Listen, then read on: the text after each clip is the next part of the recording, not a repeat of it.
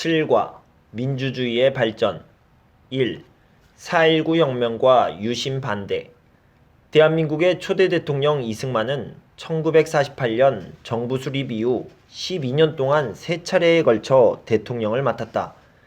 그는 6.25 전쟁 등 어려운 시기에 한국 정치를 이끌었지만 1960년 선거 과정에서 부정이 드러나면서 시민들의 저항에 부딪혔다.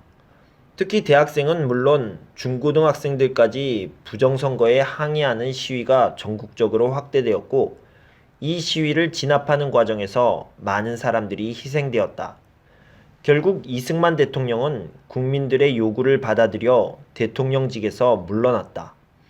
4.19 혁명 이후 민주화에 대한 다양한 주장이 쏟아지는 가운데 1961년 박정희를 비롯한 군인들은 무력으로 정권을 장악했고 이후 대통령이 되었다. 박정희 대통령은 경제개발과 안보를 최우선적으로 강조했고 1972년 헌법 개정을 통해 대통령의 권한을 더욱 강화했다. 하지만 이런 과정에서 민주주의의 후퇴를 염려한 시민들의 저항이 늘어났다.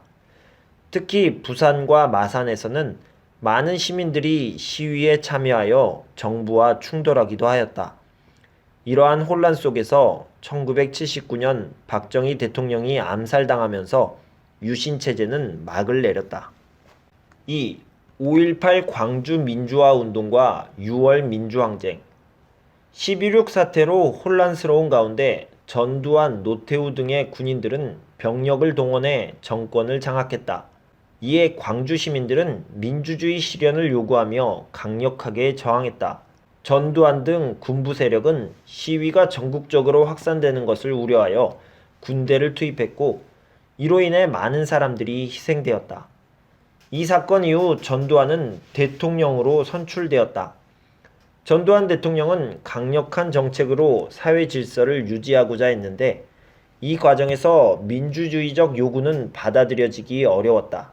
특히 1987년에는 국민들이 대통령 직선제를 요구했지만 전두환 정부는 이를 무시하자 전국적으로 시위가 확산되었다. 결국 정부는 국민의 요구를 수용하였고 대통령 직선제가 부활하였다. 1987년 개정된 헌법에 따라 대한민국의 민주주의는 서서히 발전해 왔다. 1993년에는 김영삼이 대통령으로 당선되면서 군부 세력에 의한 정치가 끝났다. 또한 1997년 대통령 선거에서 김대중 후보가 야당 출신으로 처음으로 대통령에 당선되면서 평화적 정권 교체를 실현하였다. 2007년에는 다시 야당의 이명박 후보가 대통령이 되면서 정권이 다시 교체되었다. 이러한 과정을 통해 대한민국은 민주주의 국가로서 보다 안정된 모습을 갖추기 위해 노력하고 있다. 정리하기. 4.19 혁명, 이승만 정부의 장기 집권과 선거 부정, 시민들의 시위로 이승만 대통령이 물러남, 유신 반대, 박정희 정권의 장기 집권과 유신체제, 시민들의 반대와 저항, 12.6 사태로 유신체제 끝남, 5.18 광주 민주화 운동, 전두환 등 군인들의 정권 장악에 대한 광주 시민의 저항, 군대의 진압 과정에서 많은 사람들 희생, 6월 민주항쟁, 전두환 정권에 대한 시민의 반발과 시위, 전국적인 대규모 시위로 대통령 직선제 부활.